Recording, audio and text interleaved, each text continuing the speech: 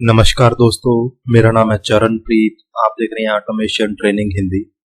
आज हम बात करेंगे पीएलसी, जो हमारी डिफरेंट डिफरेंट मेक की पीएलसी रहती है, अलग अलग मैन्युफैक्चरर की जो पीएलसी रहती है, उनके लिए कौन से सॉफ्टवेयर की जरूरत पड़ती है, हमें कौन सी कम्युनिकेशन केबल की हमें जरूरत पड़ेगी, और उनकी जो आईओ की एड्रेसिंग रहती है, जो इनपुट और आउटपुट रहते हैं, वो कैसे डिफाइन किए जाते हैं। ये बिल्कुल बेसिक टॉपिक है।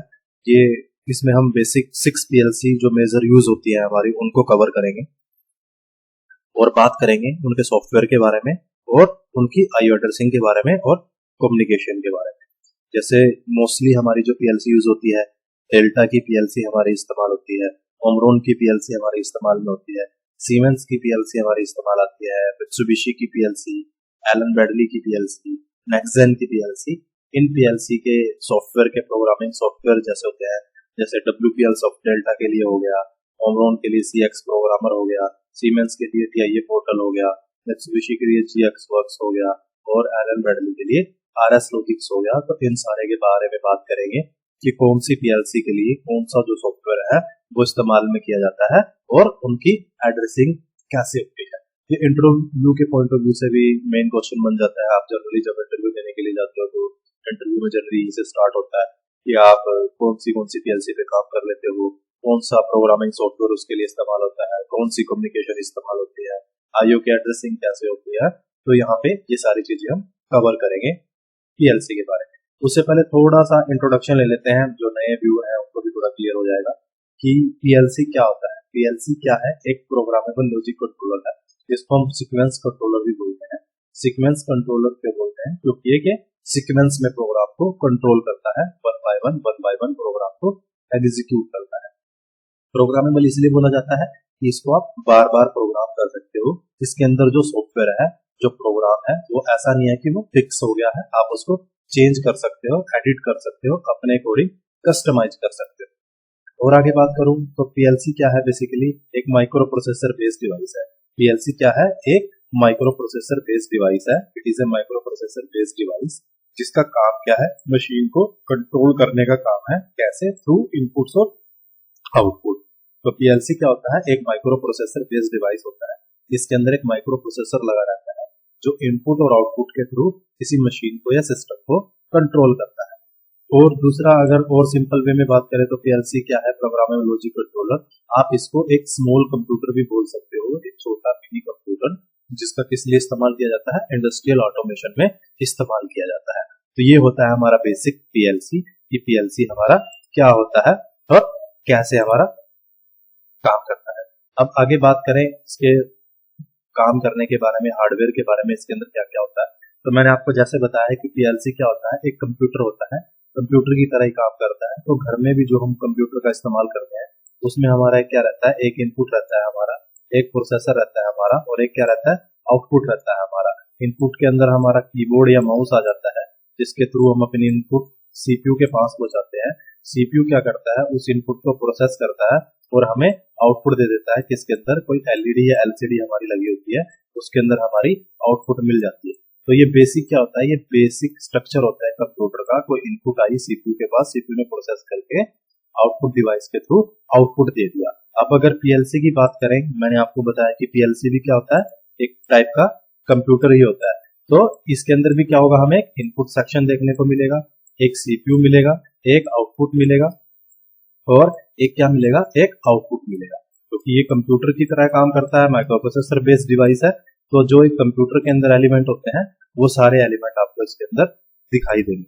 तो यहाँ पे अगर सबसे पहले बात करें तो सबसे पहले हमें क्या मिलेगा? एक इनपुट मॉड्यूल मिलेगा। क्या मिलेगा? इनपुट मॉड्यूल मिलेगा। उसके बाद ये जो इनपुट मॉड्यूल है, इसके सिग्नल कहाँ जाएंगे? सीपीयू के अंदर जाएंगे। एक सीपीयू मिलेगा, जैसा है मैंने आपको बताया कि पर्सनल कंप्यूटर जो यूज करते हैं उसके अंदर होता है। और सीपीयू के अंदर हमारी क्या होगी? मेमोरी होगी, जिसके अंदर हमारा प्रोग्राम स्टोर होगा, जिसको पीएलसी एग्जीक्यूट करेगा। जो माइक्रो प्रोसेसर है ये एग्जीक्यूट करेगा। और एक क्या होगा? एक आउटपुट मॉड्यूल होगा। एक क्या होगा? आउटपुट मॉड्यूल होगा, जिसके थ्रू हमें आउटपुट मिलेगा। इनपुट मॉड्यूल किससे कनेक्ट होगा? सीपीयू से कनेक्ट होगा हमारा। हमारे पर्सनल कंप्यूटर में भी, जैसे मैंने आपको बताया, कीबोर्ड का एग्जांपल दिया था, कीबोर्ड या माउस का है एक इनपुट टाइप है, वो किससे जुड़ा होता है? सीपीयू से जुड़ा होता है। और इसी तरह सीपीयू से जो आउटपुट निकलती है, आउटपुट देखने के लिए हमने क्या लगा रखा होता है, कोई मॉनिटर या एलसीडी लगा रखा होता है। तो यहाँ पे भी सीपीयू से जो आउटपुट मिलेगी वो किसके थ्रू मिलेगी, आउटपुट मॉड्यूल के थ्रू मिलेगी। तो ये एक बिल्कुल बेसिक कंप्यूटर का जो ब्लॉक डायग्राम है वही यहाँ पे बन गया। एक इनपुट मॉड्यूल से सिग्नल आया, सीपीयू ने प्रोसेस किया और आउटपुट मॉड्यूल में वो सिग्नल मिल गया। अब इसके अंदर एक और सेक्शन होता है पावर सप्लाई, जिसका क्या काम होता है, इनपुट मॉड्यूल को, सीपीयू को और आउटपुट मॉड्यूल को पावर देना। ये किसको पावर देता है, इनपुट मॉड्यूल को पावर देता है, सीपीयू को पावर देता है और आउटपुट मॉड्यूल को पावर देता है। इस हिस्से का काम है सभी सेक्शन को चलने के लिए पावर प्रोवाइड कराना। तो ये है हमारा एक पीएलसी का बेसिक सा ब्लॉक डायग्राम कि पीएलसी क्या होता है और कैसे काम करता है। इनपुट मॉड्यूल से सिग्नल लेता है, सीपीयू उन सिग्नल को प्रोसेस करता है अकॉर्डिंग टू प्रोग्राम जो मेमोरी के अंदर यूजर आप बना के स्टोर कर देते हो, और उसके अकॉर्डिंग जो आउटपुट मिलती है उसको आउटपुट मॉड्यूल के थ्रू फील्ड में हमें दे देता है, जिससे कि हमारी मशीन को कंट्रोल किया जाता है। तो ये होता है हमारा पीएलसी। अब हम बात करेंगे कि जो इनपुट रहते हैं हमारे, वो किस टाइप के इनपुट रहते हैं। जैसे जनरल कंप्यूटर में तो कीबोर्ड और माउस हो गया। ये कंप्यूटर किसके लिए बनाया गया है, पीएलसी किसके लिए बनाया गया है, स्पेशल इंडस्ट्री के लिए बनाया गया है, इंडस्ट्रियल ऑटोमेशन के लिए। तो इसमें जो हमारे मशीन में इनपुट यूज होते हैं, जैसे push button, selector switch, sensor वगैरह, इमरजेंसी स्विच हो गया, रीड स्विच हो गया, प्रॉक्सिमिटी हो गया, फ्लोट सेंसर हो गए, वो सारे कहाँ हो जाएंगे, इनपुट मॉड्यूल पे कनेक्ट हो जाएंगे। और आउटपुट मॉड्यूल में हमारा क्या लगेगा, कोई रिले लग सकता है, कोई इंडिकेटर लग सकता है। इस तरीके से हमारे आउटपुट मॉड्यूल से आउटपुट हमें मिलेगी। इस रिले से फर्दर हम कोई कॉन्टैक्टर चला सकते हैं, फिर उससे मोटर ऑन हो सकती है। इस इंडिकेटर से आगे जो भी हम कुछ काम करना चाहते हैं वो काम अपना हम कर सकते हैं। तो ये था पीएलसी के बारे में, बेसिक की पीएलसी क्या होता है। अब बात कर लेते हैं कि कितने कितने टाइप की डिफरेंट मेक की जो पीएलसी हैं वो हमारी रहती हैं, जो मेनली यूज होती है। तो जैसे मैं आपको स्टार्टिंग में बता सकता हूँ, मित्सुबिशी की पीएलसी हमारी रहती है, डेल्टा की पीएलसी रहती है हमारी, ओमरोन की पीएलसी रहती है हमारी, सीमेंस की पीएलसी होती है, नेक्सन की पीएलसी होती है, एलन ब्रैडली की पीएलसी होती है। तो ये डिफरेंट जो मैन्युफैक्चरर हैं जो पीएलसी को बनाते हैं, बहुत सारे। इसके अलावा इन 6 के अलावा भी हजारों मैन्युफैक्चरर हैं वर्ल्ड के अंदर जो पीएलसी बनाते हैं। बट डिफरेंट क्या है, डिफरेंट सिर्फ एक है कि इनका जो प्रोग्रामिंग सॉफ्टवेयर है और जो कम्युनिकेशन का मेथड है वो डिफरेंट होता है। बाकी इनका काम करने का तरीका क्या रहता है, बिल्कुल सेम रहता है। चाहे आप मित्सुबिशी की पीएलसी लो, चाहे डेल्टा के लो, चाहे ओमरोन, सीमेंस, कोई भी पीएलसी लो आप, उनका काम करने का तरीका एक ही रहेगा। सिर्फ जो डिफरेंस आएगा वो डिफरेंस आएगा एक तो हार्डवेयर का जो मैन्युफैक्चरर बना रहा है, और सॉफ्टवेयर जिसके थ्रू प्रोग्रामिंग कर रहे हैं, कम्युनिकेशन मेथड का।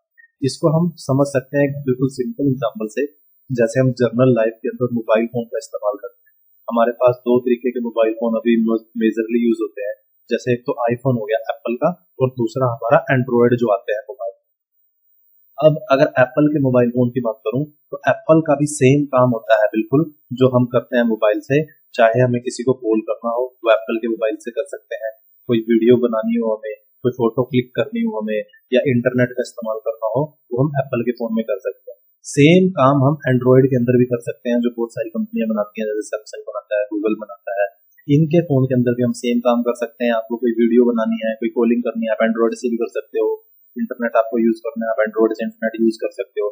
बट मेन इनके अंदर डिफरेंस क्या है, मेन इनके अंदर डिफरेंस है कि जो हमारा हार्डवेयर है वो एंड्रॉयड का अलग है। जैसे सैमसंग बना रहा है, सैमसंग के फोन का हार्डवेयर अलग है, गूगल बना रहा है उसके फोन का हार्डवेयर अलग है, एप्पल बना रहा है उसके फोन का हार्डवेयर अलग है। दूसरा डिफरेंस है सॉफ्टवेयर का।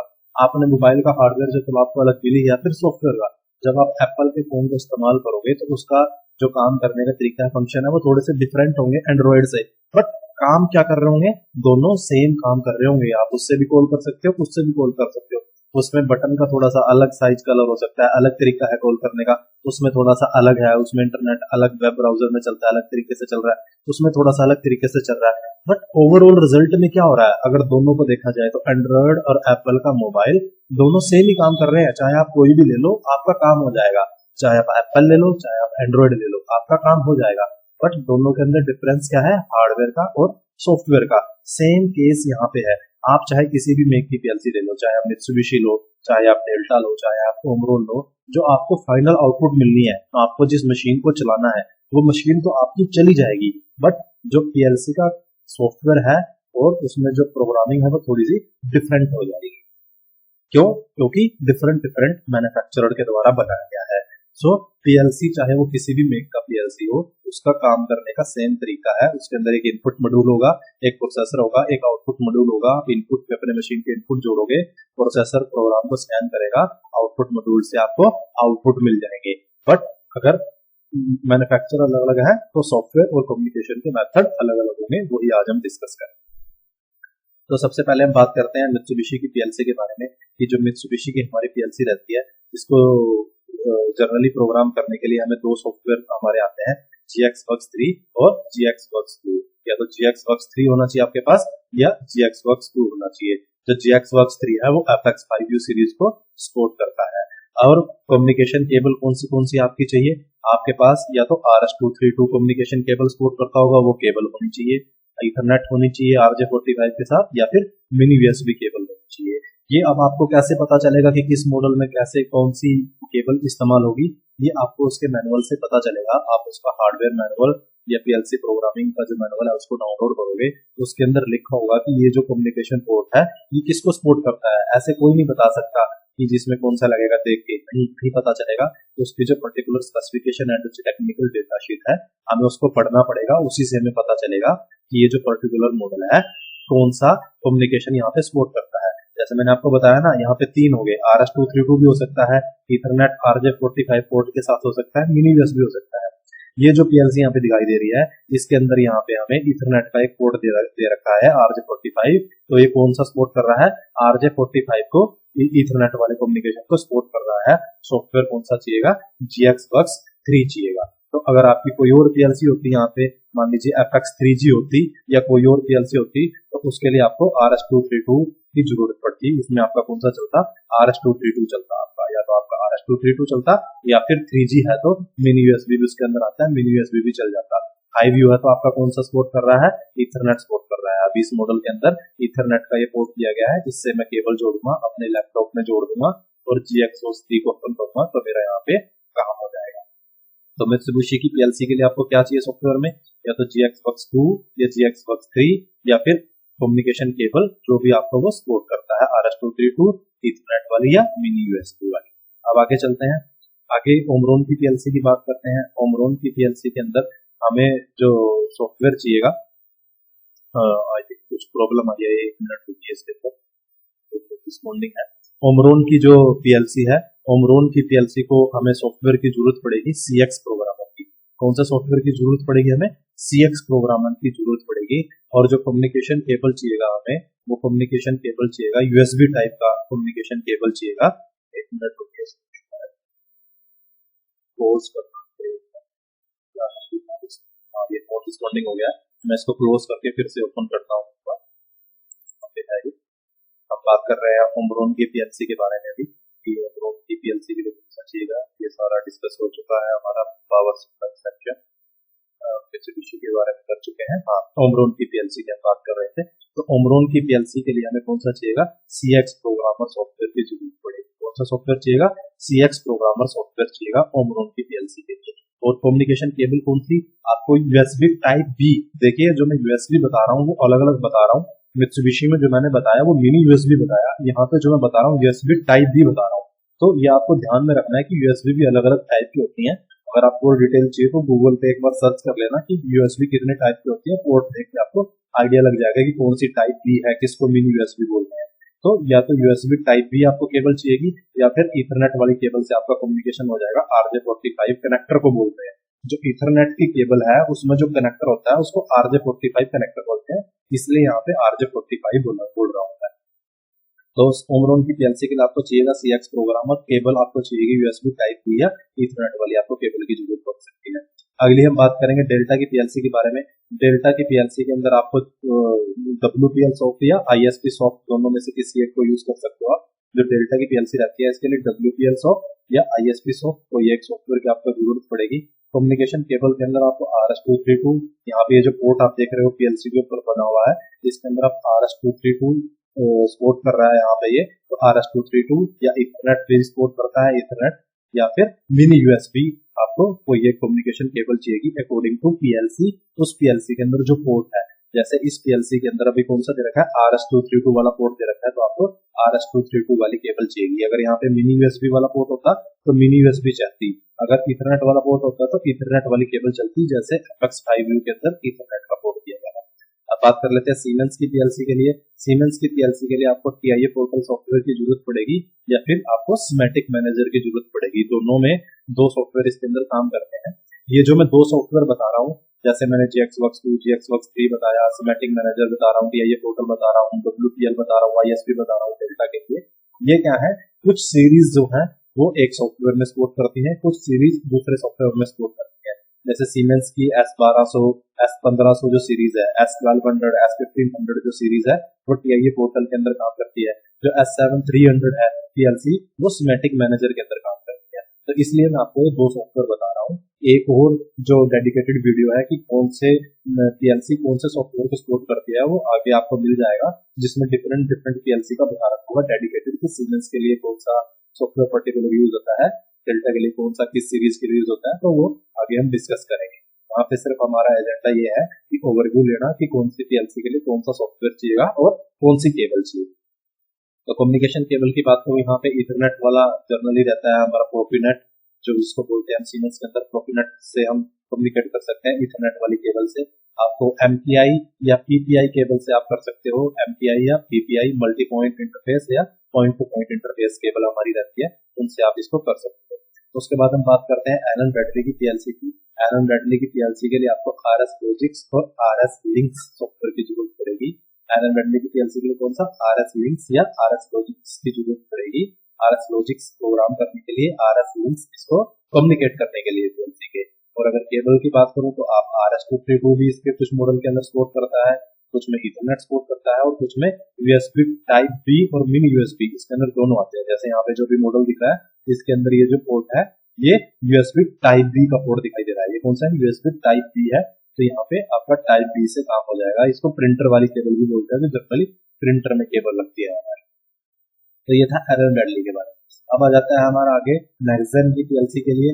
मैगजेन की पीएलसी के लिए आपको सॉफ्टवेयर की जरूरत पड़ेगी, ओडेसिस सॉफ्टवेयर और उस पर्टिकुलर मॉडल का टारगेट फाइल। इसके अंदर क्या रहता है, टारगेट फाइल इस्तेमाल करते हैं हम, तो ओडेसिस का आपको जरूरत पड़ेगा और ओडेसिस के साथ जिस भी मॉडल को आप प्रोग्राम करना चाहते हो उसका टारगेट फाइल आपको चाहिएगा, तो आपका ही काम हो जाएगा। कम्युनिकेशन के लिए आप RS232 इसके अंदर आपको मिल जाएगा पोर्ट, तो RS232 वाली केबल या फिर इथरनेट या फिर USB आपको कोई भी मिल सकता है, मिनी या टाइप भी आपको जैसे मिल सकता है, उसमें से जो भी आपके पर्टिकुलर मॉडल में दिया गया है उसकी केबल की आपको जरूरत पड़ेगी। अब बात कर लेते हैं एड्रेसिंग के बारे में। ये था सॉफ्टवेयर के बारे में कि कौन सी पीएलसी के लिए कौन सा सॉफ्टवेयर इस्तेमाल होगा, कम्युनिकेशन केबल कौन सी लगेगी। अब यहाँ पे कि ये जो अलग अलग पीएलसी है इनके अंदर जो इनपुट आउटपुट है उनकी एड्रेसिंग कैसी होगी उसके बारे में बात कर लेते हैं। सबसे पहले बात करते हैं मित्सुबिशी के बारे में। तो मित्सुबिशी के अंदर जो हमारे डिवाइस रहते हैं इनपुट आउटपुट ये रहते हैं X और Y से। ये कैसे रहते हैं हमारे X और Y से। इनपुट किससे डिनोट होगी, X से, आउटपुट किससे डिनोट होगी, Y से।